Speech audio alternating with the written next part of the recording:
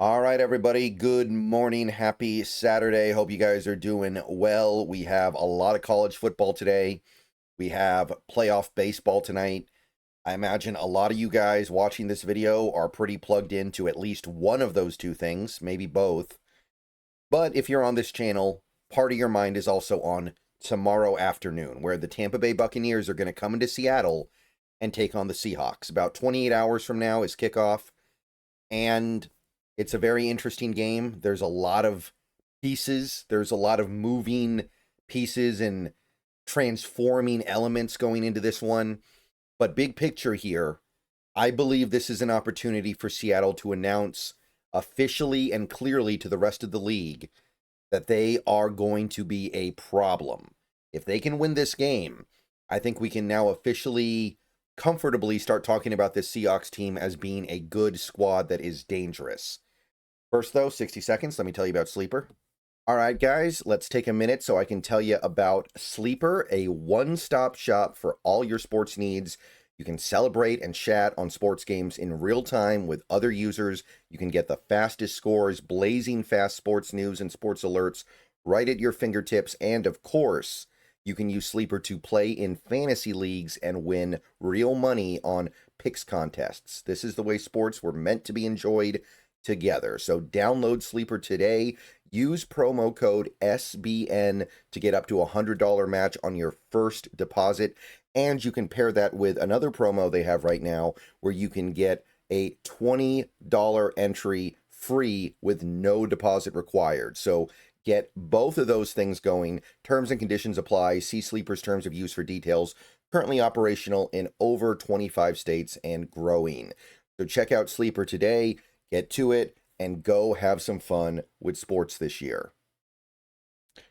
Welcome back. So, look, we all know Tampa Bay has problems right now. They've got big problems. They've got the kind of problems that for a lot of teams would be completely crippling. But this remains a dangerous team. This remains a dangerous game. And bigger than any of that, the Seahawks are currently riding a 3-game winning streak. So if this is a mediocre team, if this is just another middle-of-the-road Seahawks squad, this is the kind of game they lose. They won the last 3. It's okay. They can lose this one, right? That would be the mentality. If it was like a previous Seahawks team, maybe you'd go into this one kind of feeling like, well, I just think the ebbs and flows of the season are going to get them the loss. But if they can win this one, I think it's time to start taking it seriously. Now, I spent a lot of time this week talking about how incredibly injured the Buccaneers were.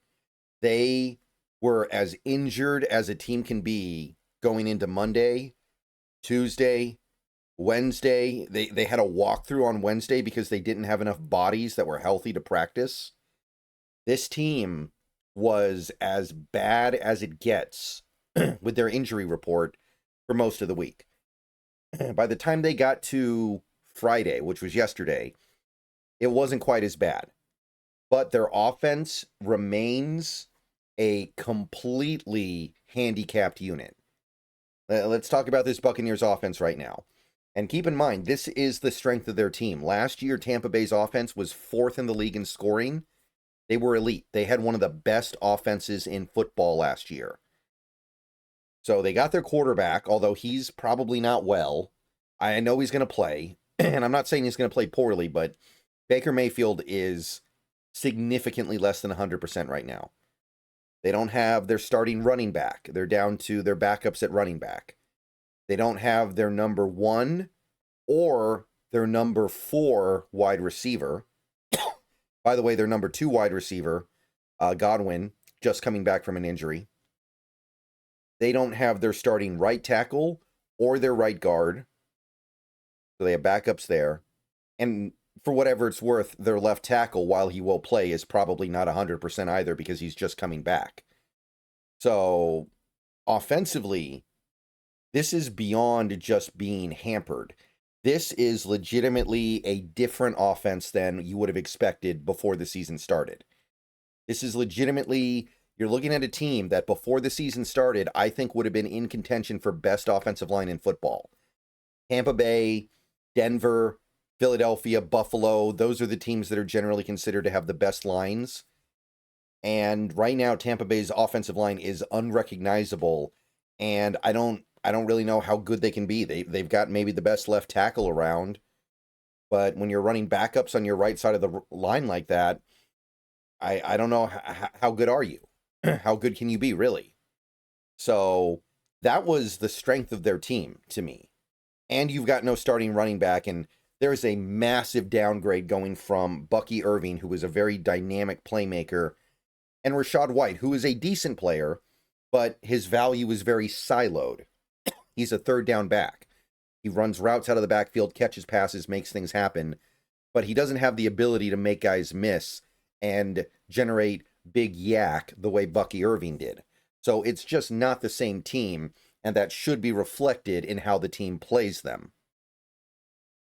This might be a situation where you start pulling out more blitzes because Tampa Bay is not going to be able to punish you, right? If they had Mike Evans and they're throwing Mike Evans out there with now Chris Godwin and Egbuka, and you could even throw a guy like Jalen McMillan in there who was pretty decent for them last year, you might be talking about a situation where you feel like if you blitz, Baker's just going to throw one-on-one balls to Mike Evans all day, and you're going to suffer for it.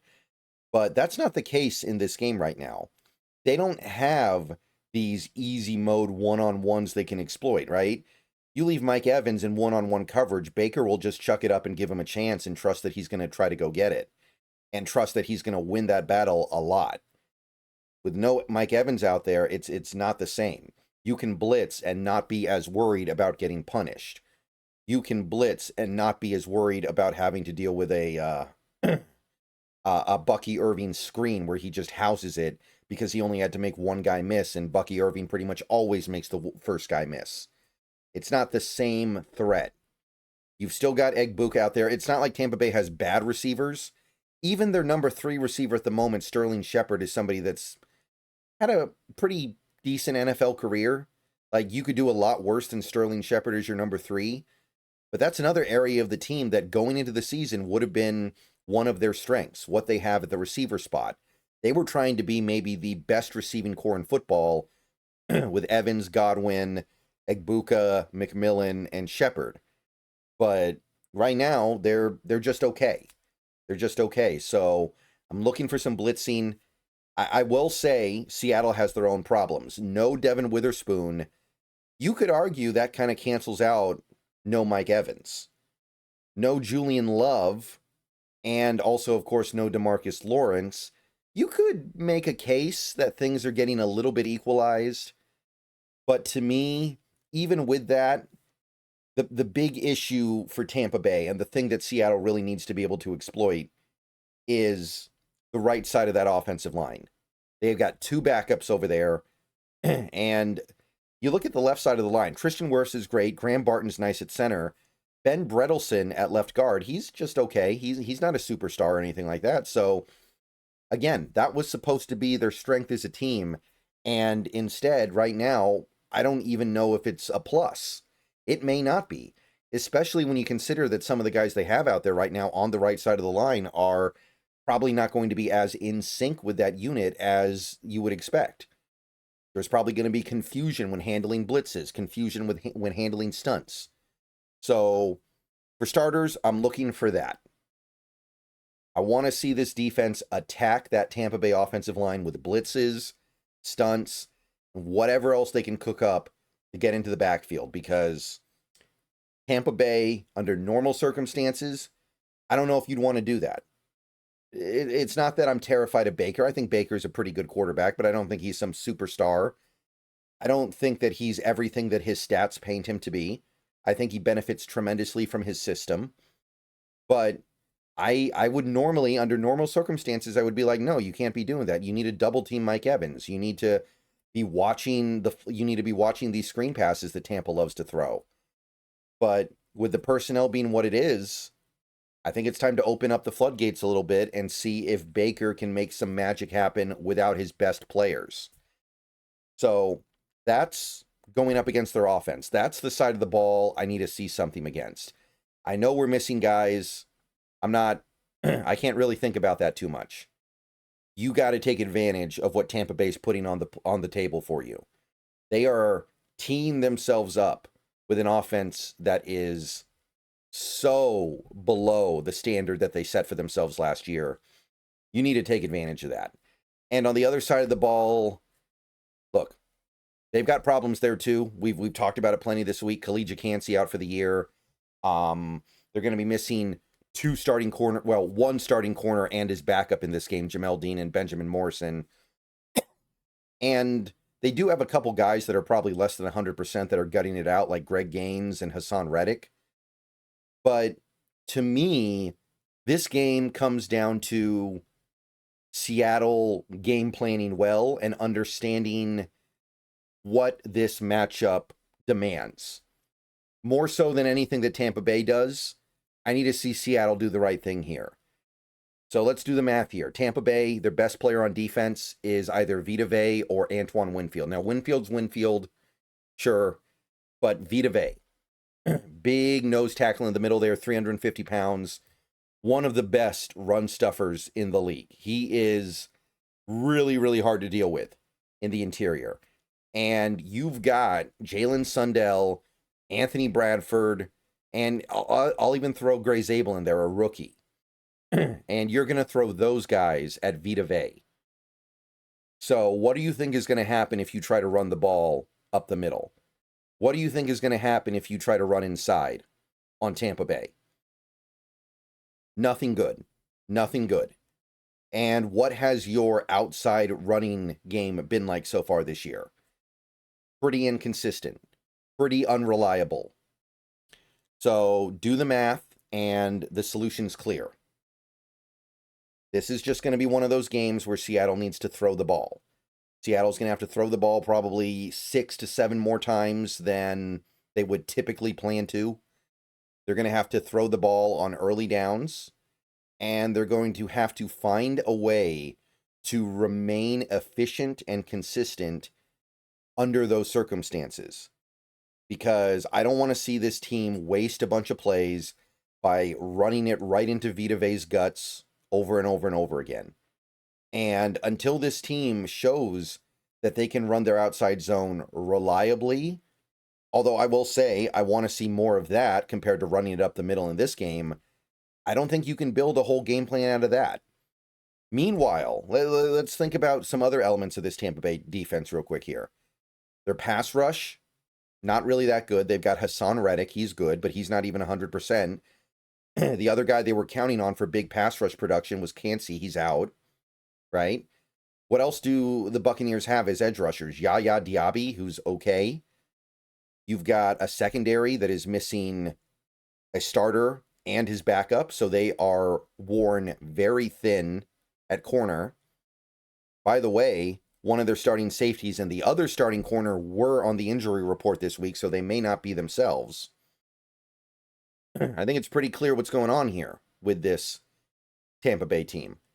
You should be able to throw the ball on them. You should be able to protect your quarterback against this pass rush. Your receivers should be able to get open, and you should be able to make things happen through the air. So we're going to learn something about Sam Darnold this week, I think, because he's going to have to put the team on his shoulders in a way that we kind of saw against Pittsburgh, but generally speaking, we haven't seen that much. We haven't seen Sam Darnold have to be the guy where he just drops back and throws it 35 times in a game and he remains efficient, effective, and can win the game. But we may need to see that this week.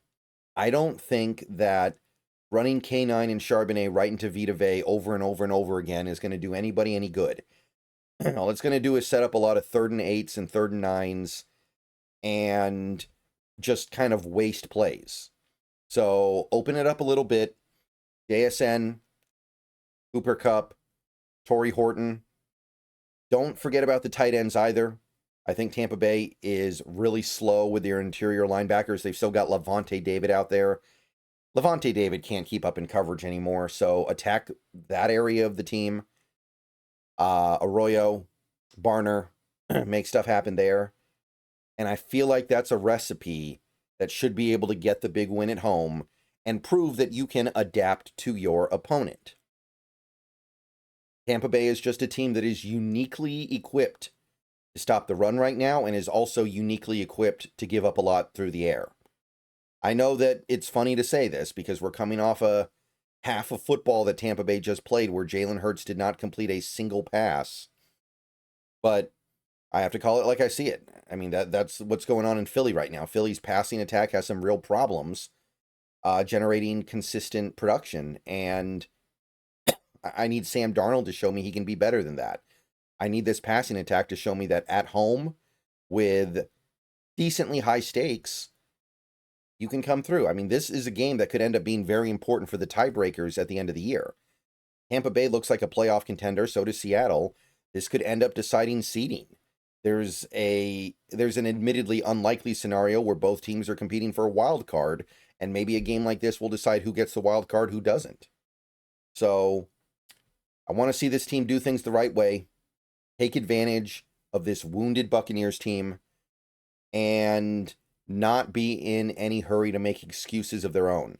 Because I know we are more injured than we thought we would be. No Spoon, no Woolen, no Spoon, no Love. I think a lot of people wish we had no Woolen, and no Lawrence. But in this circumstance, that cannot be the excuse. And you got to watch your back. We went through this against the Niners. The Niners were incredibly beat up when the Seahawks played them. They still won. The Niners were incredibly beat up, even more beat up, against the Rams on Thursday night, and they won that game too. So take it seriously, have the right game plan, and I think we're good. I'm going to go with something, I'm going to say 23-12. It's going to be an oddball score. I don't think Tampa Bay's offense is going to have much. I know that we're missing a couple guys, but I'm having a hard time digesting the possibility of this wounded Tampa Bay offense producing much against Seattle's defense regardless. And I think 23 points will be enough to get it done. All right, so that's where I am right now. See you guys later. I'm going to be streaming the Huskies game at about 12:30, I believe it starts. And we'll be going until about 4. We'll wrap up after that. Maybe there will be another Seahawks video tonight, but maybe I'll just let the Huskies game be the end of it. See you guys soon. Go Hawks. Big one. But I'm feeling pretty good. And I think a lot of you Seahawks fans are as well. This is the kind of game where you can lay claim officially to contender or at least partial contender status. I'm not going to go crazy with it, but this one means something. Go Hawks.